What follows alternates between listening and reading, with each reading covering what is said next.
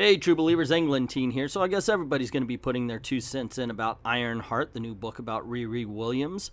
This is mine. And stick around because afterwards I'm going to give a little review of The Warning, a new independent comic book from Image Comics. First, I guess we got to talk about this. Yeah, it's horrible. This is such a crappy cover. We saw this image when they first announced the title. Everybody laughed at it. What the freaking hell's up with the neck? I mean, that is a giraffe neck going on. The armor actually works in the story. I mean, look at this. See, it actually is not a bad design. I like it. And I've got to say, just right off the bat, I appreciate the fact that she's Ironheart. And they put her in a book called Ironheart. One of the things I had been mentioning since the very beginning is they need to be giving these kids, these new heroes, the legacy heroes as they were called, their own names and their own titles. They call us racist for not liking the RiRi Williams book that was destroyed by Brian Michael Bendis, but but it wasn't because of, oh, she's a black girl. It's because she was being written poorly, and instead of giving her own identity, she was writing the coattails of Tony Stark and Iron Man. So now that she's on her own, what does this mean? How is it? What's going on? Well, she gets her own lab. I think she said it's at like MIT. And they gave her her own lab. I'm thinking, wait a second. Usually when that happens, now I could be wrong. I have been known to be wrong from time to time. But when that happens, it's usually with the idea that anything invented there is credited there, something like that. Or they at least have to teach while they, I don't know. I don't know what the situation here is, but it seems very comic bookish. I understand it's a comic book. But it seems like, hey, I want to show you how badass I am, and they gave me this big old lab. But they are going to want a return on their investment is all I'm saying. It just seems that way. So anyway, she's in this lab, and apparently the dean brings in a whole bunch of muckety-mucks, and she's showing off the stuff that she's invented, and one of them goes off. And this is where it's like, oh, okay, so no matter whose hands she's in, RiRi Williams is going to be a brat because one of the weapons goes off, and she's like, hey, well, you have people in here to get hurt. It doesn't, and it's like, you know what, take a little freaking responsibility. Just say, hey, I'm sorry, why don't everybody leave? That way I can figure out what happened. This thing normally doesn't happen, but we're going to check it out and make sure it's safe anytime anybody else wants to visit, because this may be my lab, but it's on your school grounds.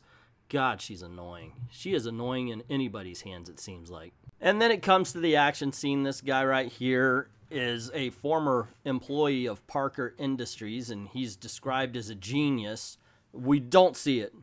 I mean, sure, he's got a suit and a gun, the whole 9 yards, but when he does get into the battle with RiRi Williams, she's thinking. We see her thought process, and she's trying to adjust. So it'll be, oh, well, okay, I see this problem. I better do this, this, and this, and this.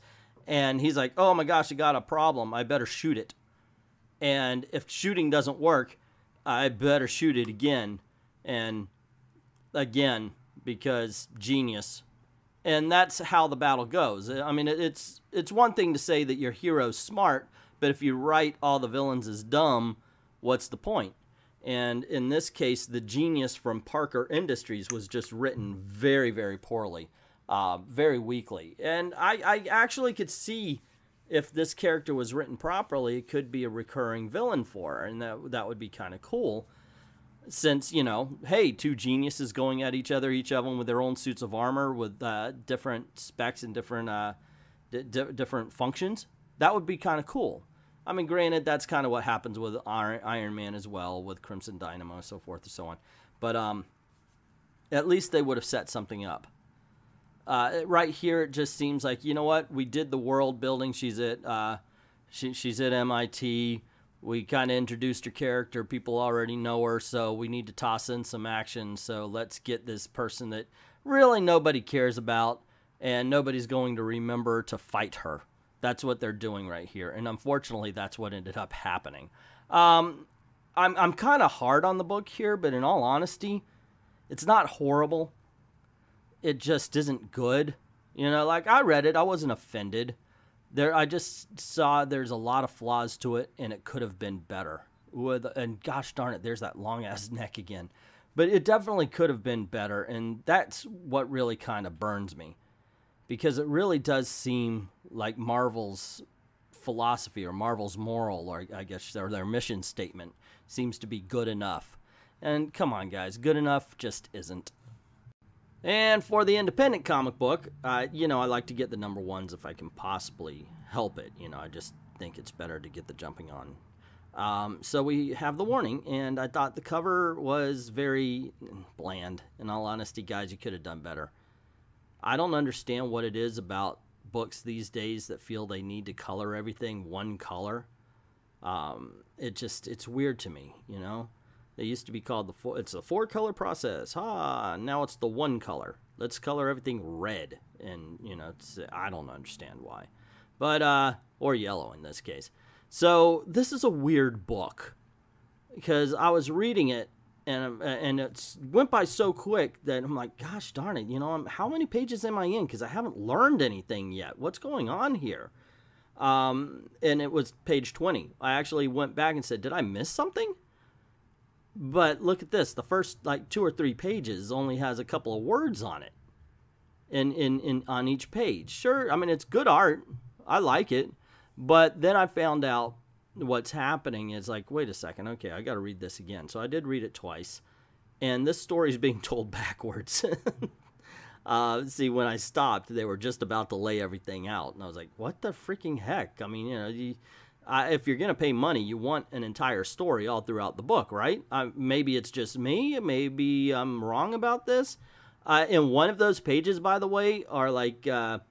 are codes for an airplane before it takes off. You know, it's like, okay, it's no story. It's just, we're about to fly, and here's the navigational codes. This is the airplane code. So it was just very weird. I mean, like, what are you trying to convey here? Obviously, they're getting ready to go to battle, but it didn't do the best in explaining that, and I think it's because they wanted to do the gimmick of telling a story backwards.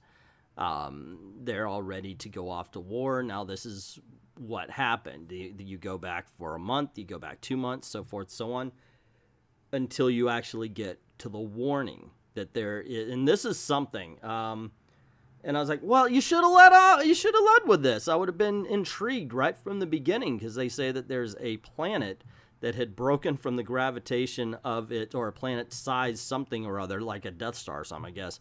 But it had broke free from its core star and is now traveling to Earth. And it seems we are being invaded.